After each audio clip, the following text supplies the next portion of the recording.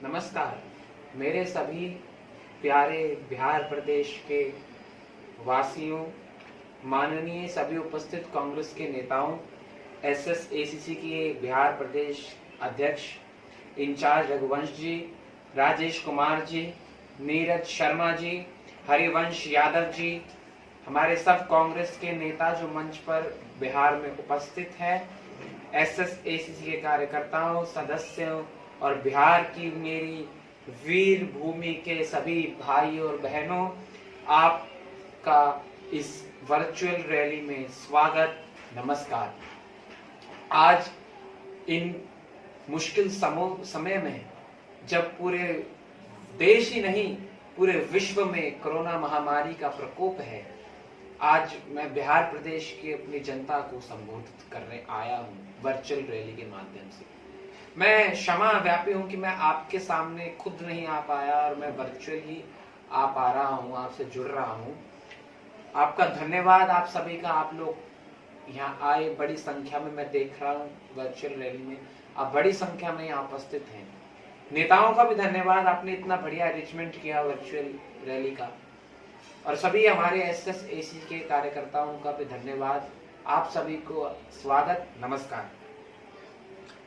आज जब हम बिहार प्रदेश की बात करते हैं तो हमारे सामने, जब भी हम कभी भी बिहार के बारे में सोचते हैं तो तीन चीज सामने आती है। कुशासन, दूसरा गरीबी, तीसरा अविकास। अविकास मतलब विकास हुआ ही नहीं, विकास के नाम पे सिर्फ जुमले फेंके गए जो बिहार की जनता के समक्ष उपस्थित हैं। आज जब कोरोना महामारी के वक्त, जब पहली बार लॉकडाउन मार्च के एंड में और अप्रैल में किया गया था, भाइयों बहनों, आपने भी देखा कि किस तरह से बिहार के मजदूरों को, जो पूरे देश भर में फैले हुए थे, दिल्ली में, उत्तर प्रदेश में, बिहार के जितने भी मजदूर फैले हुए थे पूरे देश भर में, वो किस तरह से पैदल चल चल कर आए। बिहार की सरकार ने उन्हें कोई भी परिवहन की व्यवस्था नहीं थी। यहां तक कि आप ये भी मत भूलना कि नरेंद्र मोदी जी की केंद्र सरकार ने मजदूरों से, बिहार के मजदूरों से पैसे ऐंठे रेलवे की टिकट लेने के। जो रेलवे ने स्पेशल ट्रेन चलाई थी मजदूरों को अपने घर पहुंचाने के लिए, उनसे पैसे लिए गए। 600 रुपए, 400 रुपए की टिकट बिहार की जनता को दी गई। आज जब वो आपके समक्ष आएंगे, भाजपा के कोई भी नेता, जदयू के कोई भी नेता जब आपके समक्ष आएंगे तो आप एक सवाल जरूर कीजिएगा, और वो सवाल ये कीजिएगा कि किस तरह से उन्होंने बिहार की जनता के जो विश्वास है, जो उनकी भावना है, जो उनका सामर्थ्य है, जो उनकी सोच है, उनके मान सम्मान है, इज्जत है, उसके खिलाफ जाकर क्या क्या कार्य किए। कोरोना महामारी के वक्त देशवासियों ही नहीं, बिहार वासियों, आज आपको ये बात समझनी होगी। कोरोना महामारी के वक्त जब पूरे विश्व में कोरोना महामारी फैल रही थी, फरवरी के महीने में कांग्रेस के पूर्व अध्यक्ष राहुल गांधी जी ने सरकार से कहा था कि आप जल्द से जल्द इसके ऊपर कार्रवाई कीजिए। फरवरी के माह में कहा था, लेकिन नरेंद्र मोदी जी तो नमस्ते ट्रंप में बिजी थे। भाइयों बहनों, नमस्ते ट्रंप में बिजी थे। वो ट्रंप जी को अहमदाबाद घुमा रहे थे, उनकी बीवी को दिल्ली ला रहे थे, लेकिन उन्होंने ये फुर्सत नहीं की कि कोरोना वायरस के खिलाफ एक्शन लिया जाए। और सबसे बड़ी जो इसमें बात है वो ये है, उन्होंने जब पूरे देश में कोरोना फैलने लगा, उन्होंने यहां तक कि इंटरनेशनल फ्लाइट्स भी बंद नहीं की। WHO, वर्ल्ड हेल्थ ऑर्गेनाइजेशन ने रिकमेंडेशन दिया था, उन्होंने ये सुझाव दिया था कि भारत को जल्द से जल्द इंटरनेशनल फ्लाइटें बंद कर देनी चाहिए। फरवरी के माह में उन्होंने ये भी कहा था स्क्रीनिंग चालू होनी चाहिए, टेस्टिंग शुरू हो जानी चाहिए। लेकिन भाई बहनों, बड़े दुख के साथ बताता हूं कि आधा मार्च का जब आधा महीना बीत गया था, 14वां 15वां दिन चल रहा था, जब इन लोगों ने सारी कार्रवाई स्टार्ट की। मतलब कोरोना महामारी का फैलने की वजह क्या थी? वजह ये थी कि इन्होंने लेट डिसीजन मेकिंग की, क्योंकि ये लोग ये नहीं चाहते थे कि इसका क्रेडिट कहीं ना कहीं विपक्ष को ना चले जाए, क्योंकि विपक्ष ने पहले बार इसका मुद्दा उठाया। जब राहुल गांधी जी कोरोना के बारे में बात करते थे फरवरी में, तो ये लोग उनका मजाक उड़ाते थे, भाजपा वाले, कि ये लोग हवा में बातें कर रहे हैं। भाजपा के नेता कहते थे कोरोना तो कुछ नहीं है, गोमूत्र पियो, कोरोना से ठीक हो जाओगे। कितने लोगों को गोमूत्र पिलाया बताइए? मैं किसी की आस्था के ऊपर सवाल नहीं उठा रहा हूं। मेरे बिहार के प्रदेशवासियों, मैं आज आपके सम्मान की बात करने आया हूं कि किस तरह से आपको छला गया इस सरकार द्वारा। आज जब कोरोना महामारी की बात हो रही है, तो मैं दूसरे इसके प्रभाव पे भी आना चाहता हूं। आज देश में 67 लाख केस हो गए हैं, 70 लाख प्लस 5-6 दिन में बढ़ जाएंगे। मतलब हम 1 करोड़ के पास हैं। मौत रोजाना मौत 1000 से भी ज्यादा हो रही है। लेकिन प्रधानमंत्री जी कहते हैं कि हमने कोरोना को बहुत अच्छी तरह से संभाला है, हमारे देश में और जैसे देशों की तरह आसान नहीं है। लेकिन आज हमारा देश पहले दूसरे पड़ाव पर चल रहा है। कोरोना के केस दिन पर दिन बढ़ रहे हैं। और प्रधानमंत्री जी कहते थे जब उन्होंने नोटबंदी की थी कि भाई बहनों मुझे 50 दिन दो, मैं 50 दिन में सब कुछ ठीक कर दूंगा, और जहां मेरे को सजा देनी है आप सजा देना। लेकिन क्या हुआ? नोटबंदी से सारी अर्थव्यवस्था खत्म हो गई।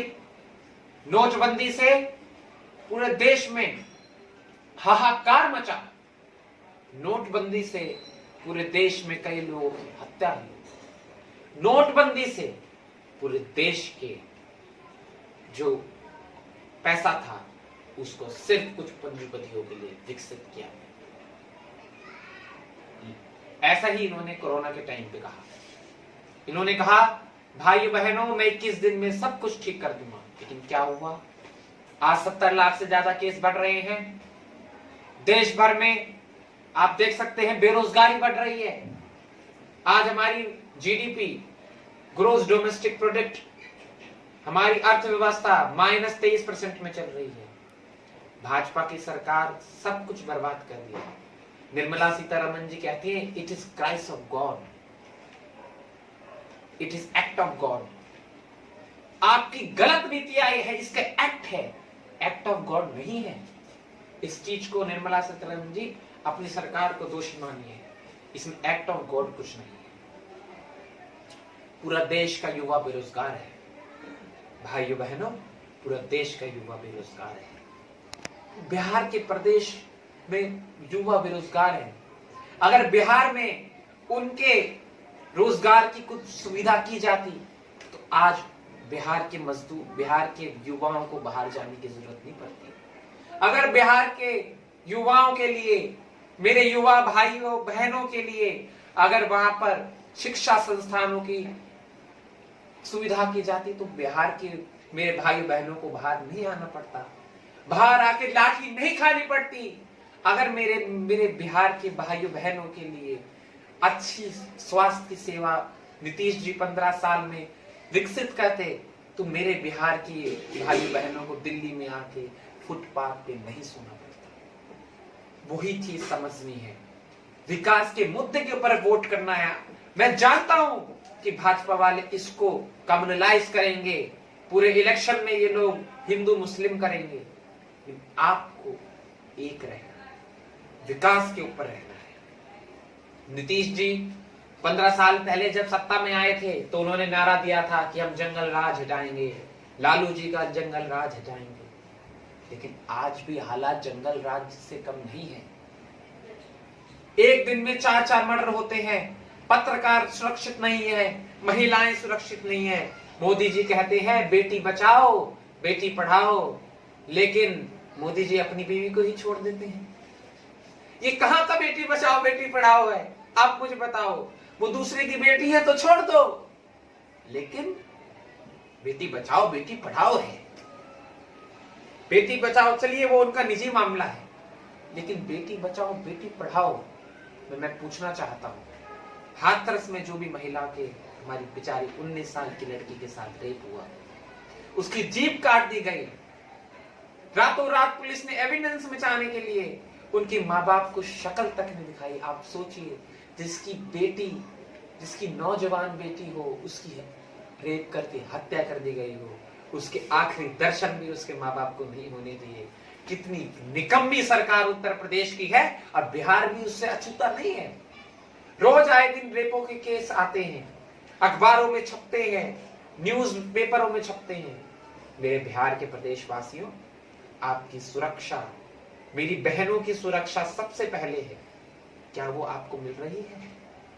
हाँ, नहीं मिल रही है। आज नीतीश जी कहते हैं, नीतीश जी को भाजपा और जदयू वाले सुशासन बाबू कहते हैं। कहां है वो सुशासन बाबू जिनके राज्य में बाढ़ आ जाती है, 60 लोगों को सांप डस लेते हैं एक जगह पर? कितनी बुरी हालत है, लोग मर रहे हैं, कोरोना फैल रहा है, अस्पतालों में व्यवस्था नहीं है, बेचारी एक माँ बेटे को लेके रास्ते रास्ते में रो रही है। कितनी बुरी हालत है। आप सोचिए, बेटी बचाओ बेटी पढ़ाओ कहते हैं, लेकिन कोई उसका असर बिहार राज्य में तो नहीं दिखता। मेरे प्यारे भाइयों और बहनों, आज उद्योग की बात होती है। उद्योग के मामले में भाजपा ने और जदयू की सरकार 15 साल से है। इन्होंने क्या किया उद्योग के लिए? एक भी, जब बिहार और झारखंड का बंटवारा हुआ तो बिहार और झारखंड दोनों ही कृषि प्रधान क्षेत्र हैं। बिहार राज्य में क्या किया गया जनता के लिए? उद्योग अगर लगाए जाते तो आज उनको बाहर जाने की जरूरत नहीं पड़ती। इंडस्ट्री, बिहार से गंगा मां बहती है, लेकिन गंगा मां का क्या फायदा हुआ? बिहार के मछुआरों को क्या फायदा किया गया? आज ये सोचने वाली बात है। जब आज महिला सुरक्षा की बात होती है, भाइयों बहनों, अभी एक रिपोर्ट आई है थोड़े दिन पहले, 160 देशों में से भारत की जो महिला सुरक्षा में पोजीशन है वो 133 है। सोचिए, आज हमारे देश में महिलाएं सुरक्षित नहीं है। आए दिन रेपो केस आते हैं, मर्डर के केस आते हैं, लेकिन कोई कार्रवाई नहीं की जाती, बल्कि सरकार उनका साथ देती है आरोपियों का। दलित की बेटी है जो हाथरस में थी, उस बेचारी बेटी का प्रशासन ने साथ नहीं दिया, ऊपर से डीएम जाके उनको धमका रहे हैं उनके माँ बाप। सोचिए कितनी शर्मनाक बात है। आज जब मैं बिहार में रैली को संबोधित कर रहा हूं, तो आज बिहार एक कृषि प्रधान क्षेत्र भी है।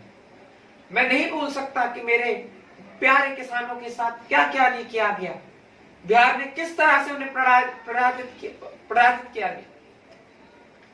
उनको जो कर्ज ले लेके किसान फसल उगाते थे, उनके कर्ज का सही दाम, उनको कर्ज का भी माफ नहीं किया गया, उनकी फसलों का सही दाम नहीं मिला, और ऊपर से अब 3 ऑर्डिनेंस जो भाजपा लाई है वो साफ साफ सिर्फ उनके कुछ पूंजीपतियों को फायदा पहुंचाने की सीधी उनकी अब नीति है। पहले से ही वो लोग इस मामले में लगे हुए थे। हर क्षेत्र में वो लोग प्राइवेटाइजेशन कर रहे हैं, निजीकरण कर रहे हैं। अभी रेलवे का भी करने की कोशिश कर रहे हैं। एमटीएनएल बेच दिया, बीएसएनएल बेच दिया, वीएसएनएल बेच दिया। सोचिए, एलआईसी बेचने की कोशिश कर रहे हैं, अब रेलवे भी कर रहे हैं। किसानों को भी नहीं छोड़ा, किसानों को भी प्राइवेट कर दिया।